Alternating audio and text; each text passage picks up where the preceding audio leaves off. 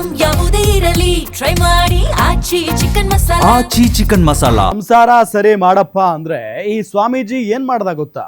ಮಗಳ ಸಂಸಾರ ಸರಿ ಮಾಡಿಸಲು ಸ್ವಾಮೀಜಿ ಮೊರೆ ಹೋಗಿದ್ಲು ತಾಯಿ. ಆದ್ರೆ ಪೂಜೆ ಮಾಡೋ ನೆಪದಲ್ಲಿ ಚಿನ್ನಾಭರಣ ದೋಚುತ್ತಾನೆ ಈ ಕಳ್ಳ ಸ್ವಾಮಿ. ಶಿವಕಾಳಿ ಸ್ವಾಮೀಜಿಯಿಂದ ಪೂಜೆ ನೆಪದಲ್ಲಿ ಚಿನ್ನಾಭರಣ ಲೂಟಿ ಮಾಡಿರೋದು. ಸಂಸಾರ ಸರಿ ಮಾಡಪ್ಪ ಮಗಳದು ಅಂತ ಕರ್ಕೊಂಡು ಹೋದ್ರೆ ಈ ಕಳ್ಳ ಸ್ವಾಮೀಜಿ ಏನ್ ಮಾಡ್ದ? ಪೂಜೆ ಮಾಡೋ ನೆಪದಲ್ಲಿ ಚಿನ್ನಾಭರಣವನ್ನ ದೋಚಿ ಹಾಕಿದಾನೆ. ಶಿವಕಾಳಿ ಸ್ವಾಮೀಜಿಯಿಂದ ಪೂಜೆ ನೆಪದಲ್ಲಿ ಚಿನ್ನಾಭರಣವನ್ನ ಲೂಟಿ ಮಾಡಿದಾನೆ. ಸ್ವಾಮೀಜಿಯಿಂದ ಮೋಸ ಹೋದ 37 ವರ್ಷದ ಗೀತಾ ಎಂಬ ಮಹಿಳೆ. ಬೆಂಗಳೂರಿನ ಬಾಗಲಗುಂಟೆ ಬಾಡಿಗೆ ಮನೆಯ ನಿವಾಸಿ ಗೀತಾ. ಇಬ್ಬರು ಹೆಣ್ಣು ಮಕ್ಕಳಿಗೆ ಗೀತಾ ಅವರು ಮದುವೆ ಮಾಡಿದ್ರು.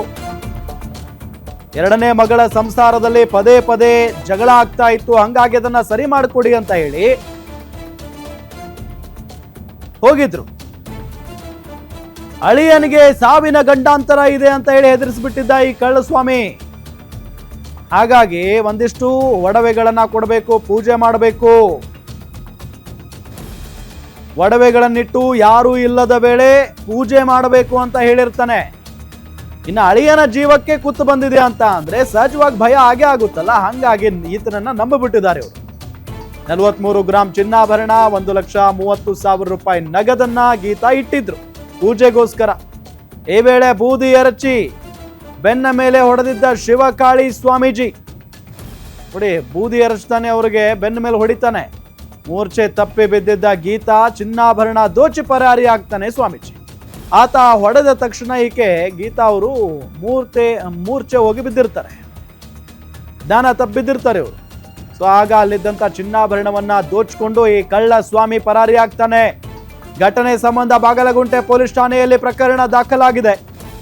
ನೆಲಮಂಗಲ ಮಗಳ ಸಂಸಾರದಲ್ಲಿ ಬಿರುಕು ಮೂಡಿರೋದು. 43 ಗ್ರಾಂ ಚಿನ್ನಾಭರಣ, 1 ಲಕ್ಷ ರೂಪಾಯಿ, 1,30,30,000 ರೂಪಾಯಿ ಹಣ. ಅಂದ್ರೆ ಸ್ವಾಮೀಜಿಗಳನ್ನ ನಂಬಬೇಕಾ ಬೇಡವಾ ಅನ್ನೋ ಥರ ಆಗೋಗ್ಬಿಡುತ್ತೆ. ಪಾಪ ಎಲ್ಲರೂ ಅಲ್ಲ, ಕೆಲವೊಂದಿಷ್ಟು ಜನ ಅಂತೂ ತೀರಾ ಈ ರೀತಿಯಾದಂಥ ಕೃತ್ಯಗಳಲ್ಲಿ ಭಾಗಿಯಾಗ್ತಾ ಇರ್ತಾರೆ. ಇದೇ ವಿಚಾರಕ್ಕೆ ಸಂಬಂಧಪಟ್ಟಂತೆ ಡೀಟೇಲ್ಸ್ ಕೊಡ್ತಾರೆ ನಮ್ಮ ರಿಪೋರ್ಟರ್ ಮೂರ್ತಿ ಸಂಪರ್ಕದಲ್ಲಿದ್ದಾರೆ. ಮೂರ್ತಿ, ಯಾವಾಗ ಆಗಿರುವಂಥ ಘಟನೆ ಇದು? ಈ ಕಳ್ಳ ಸ್ವಾಮೀಜಿ ಯಾರು? ಜೊತೆಗೆ ಇವರೆಲ್ಲ ಹೇಗೆ ನಂಬಿದ್ರು ಆತನನ್ನ? ಹೇಗೆ ಇವರಿಗೆ ಮಕ್ಮಲ್ ಟೋಪಿ ಹಾಕಿದ್ದಾನೆ? ಡೀಟೇಲ್ಸ್ ಕೊಡ್ತಾ ಹೋಗೋದಾದ್ರೆ. ಹೌದು ರಾಮ್, ಏನು ಉಂಡು ಹೋದ ಕೊಂಡು ಹೋದ ಅನ್ನೋ ಒಂದು ಗಾದೆ ಈ ಒಂದು ಸ್ಟೋರಿಗೆ ಸೂಟಬಲ್ ಆಗುತ್ತೆ ಅನ್ಸುತ್ತೆ. ಏನು ಮಗಳ ಸಂಸಾರದಲ್ಲಿ ಕಲಹ ಉಂಟಾಗಿತ್ತು. ಈ ಕಲಹವನ್ನ ಸರಿ ಮಾಡ್ತೀನಿ ಅಂತ ಹೇಳಿ ಒಂದು ಸಮಯವನ್ನ ದುರುಪಯೋಗ ಮಾಡ್ಕೊಂಡಿದ್ದಾನೆ. ಪೂಜೆ ಮಾಡುವಂತ ನೆಪದಲ್ಲಿ ಮಹಿಳೆಯೊಬ್ಬರ ಲಕ್ಷಾಂತರ ರೂಪಾಯಿ ಬೆಲೆ ಬಾಳುವಂತ ಚಿನ್ನಾಭರಣ ಹಾಗೂ ನಗದನ್ನ ದೋಚಿರಂತ ಒಂದು ಘಟನೆ ಬೆಂಗಳೂರಿನ ಬಾಗಲಗುಂಟೆಯಲ್ಲಿ ನಡೆದಿರಂತದ್ದು. ಬಾಗಲಗುಂಟೆಯಲ್ಲಿ ಬಾಡಿಗೆ ಮನೆಯಲ್ಲಿ ವಾಸ ಆಗಿದ್ದಂತ ಒಂದು 37 ವರ್ಷದ ಗೀತಾ ಅನ್ನೋರು ಮೋಸ ಹೋಗಿರೋಂಥದ್ದು. ಇಬ್ಬರು ಹೆಣ್ಣು ಮಕ್ಕಳಿಗೂ ಕೂಡ ಮದುವೆ ಮಾಡಿದ್ರು. ಹಾಗಾಗಿ ಈ ಎರಡನೇ ಮಗಳೇನಿದ್ದಾರೆ ಅವರು ಇದಕ್ಕೆ ಅಳಿಯ ಮತ್ತೆ ಮಗಳ ನಡುವೆ ಆಗಾಗ ಜಗಳ ನಡೀತಿತ್ತು. ದಿನನಿತ್ಯ ತಾಯಿಗೆ ಬಂದು ದೂರ ಹೇಳ್ತಾ ಇದ್ರು ಮಗಳು. ಈ ವಿಷಯದಲ್ಲಿ ಮನನೊಂದಿದ್ದಂತ ಆಕೆ ಈ ಒಂದು ಸಂಸಾರವನ್ನ ಸರಿ ಮಾಡೋ ನಿಟ್ಟಿನಲ್ಲಿ ಯಾರೋ ಒಬ್ರು ಸಲಹೆ ಕೊಟ್ಟಿರ್ತಾರೆ. ಒಬ್ಬ ನಿತಿನ್ ಆಲಿಯಾಸ್ ಶಿವಕಾಳಿ ಅಂತ ಒಬ್ಬ ಸ್ವಾಮೀಜಿ ಇದ್ದಾನೆ. ಆ ಸ್ವಾಮೀಜಿನ ನೀವು ಸಂಪರ್ಕ ಮಾಡಿದ್ರೆ ನಿಮ್ಗೆ ಒಳ್ಳೇದಾಗುತ್ತೆ ಅಂತ. ಆಗ ಅಲ್ಲಿ ಹೋದ್ರೆ ನಿಮ್ಮ ಅಳಿಯನ್ಗೆ ಸಾವಿನ ಗಂಡಾಂತರ ಇದೆ, ಅದಕ್ಕೋಸ್ಕರನೇ ಈ ಒಂದು ಕೊನೆಯ ಒಂದು ಕಾಲದಲ್ಲಿ ಸಾಕಷ್ಟು ಕಾಡಿಸ್ತಾ ಇದ್ದಾನೆ ಅಂತ ಹೇಳಿ ಇಲ್ಲದ ಸಲ್ಲದ ಒಂದು ಇದನ್ನ ಹೇಳಿ ಮೃತ್ಯುಂಜಯ ಹೋಮ ಮಾಡ್ಬೇಕು, ಮತ್ತೆ ಇನ್ನೊಂದಷ್ಟು ವಿಶೇಷವಾದ ಪೂಜೆ ಮಾಡ್ಬೇಕು ಅಂತ ಹೇಳಿ ಸ್ವಾಮೀಜಿ ನಂಬಿಕೆ ಮೂಡಿಸಿದ್ದ. ಅಲ್ಲದೆ ಮನೆಯಲ್ಲಿ ಯಾರೂ ಕೂಡ ಇರಬಾರ್ದು, ಈ ಒಂದು ಪೂಜೆ ನಡೆಯುವಂತ ಸಮಯದಲ್ಲಿ ಆ ತರ ವಿಘ್ನ ಆಗುತ್ತೆ, ಈ ತರ ಹಂಗೆ ಹೀಗೆ ಅಂತ ನಂಬಿಸ್ಬಿಟ್ಟು ಅವರು ಮನೆಯಲ್ಲಿ ಒಬ್ಬರೇ ಇದ್ದಂತ ಸಮಯದಲ್ಲಿ ಪೂಜೆಗೆ ಎಲ್ಲಾ ರೀತಿಯಲ್ಲಿ ಅನುವು ಮಾಡಿರ್ತಾನೆ. ಆಮೇಲೆ ನಿಮ್ ಮನೆಯಲ್ಲಿ ಇರೋಂಥದ್ದು ಒಂದು ಸ್ವಲ್ಪ ಚಿನ್ನದ ಒಡವೆಗಳನ್ನು ತಗೊಂಬನ್ನಿ ಅಂತ ಹೇಳ್ತಾರೆ. ಆಕೆ ಆವಾಗ ಕೈಗೆ ಸಿಕ್ಕಷ್ಟು 43 ಗ್ರಾಮ್ ಅಷ್ಟು ಲಕ್ಷಾಂತರ ರೂಪಾಯಿ ಬೆಲೆ ಬಾಳುವಂತ ಒಂದು ಚಿನ್ನಾಭರಣನ ಕೊಡ್ತಾಳೆ.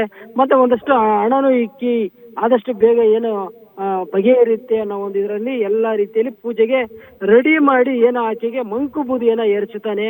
ಮಕ್ಕಕ್ಕೆ ಮಂಕು ಬೂದಿ ಏರ್ಚುತ್ತಾನೆ. ಮತ್ತೆ ಬೆನ್ನಿಗೆ ಒಂದೇಟು ಹೊಡಿತಿದ್ದಂಗೆ ಆಕೆ ಗೀತಾ ಏನಿದ್ದಾರೆ ಮನೆಯ ಮಾಲಿಕೆ ಮೂರ್ಛೆ ಹೋಗಿ ಬಿದ್ದೋಗ್ತಾರೆ. ಆಗ ಸ್ವಾಮೀಜಿ ಆ ಒಂದು ಚಿನ್ನಾಭರಣ ನಗದು ಎಲ್ಲ ಎತ್ಕೊಂಡು ಅಲ್ಲಿಂದ ಪರಾರಿ ಆಗ್ಬಿಟ್ಟಿದ್ದಾನೆ. ಆಗ ಈ ಮೂರ್ಛೆ ಹೋಗಿದ್ದಂತ ಒಂದು ಸಂದರ್ಭದಲ್ಲಿ ಪಕ್ಕದ ಮನೆಯವರು ಅಕಸ್ಮಾತ್ ಅವ್ರ ಮನೆಗೆ ಬರ್ತಾರೆ. ಆವಾಗ ಈ ಗೀತಾ ಮೂರ್ಛೆ ಹೋಗಿದ್ದ ಸಂದರ್ಭದಲ್ಲಿ ಎಬ್ಬಿಸ್ತಕ್ಕಂಥ ಸಮಯದಲ್ಲಿ ಈ ಒಂದು ಪ್ರಕರಣ ಬೆಳಕಿಗೆ ಬರ್ತದೆ. ಆಗ ತಕ್ಷಣ ಬಗಲಕೋಟೆ ಪೊಲೀಸರಿಗೆ ಮಾಹಿತಿಯನ್ನ ಕೊಟ್ಟು ಪ್ರಕರಣವನ್ನ ದಾಖಲು ಮಾಡಿದ್ದಾರೆ.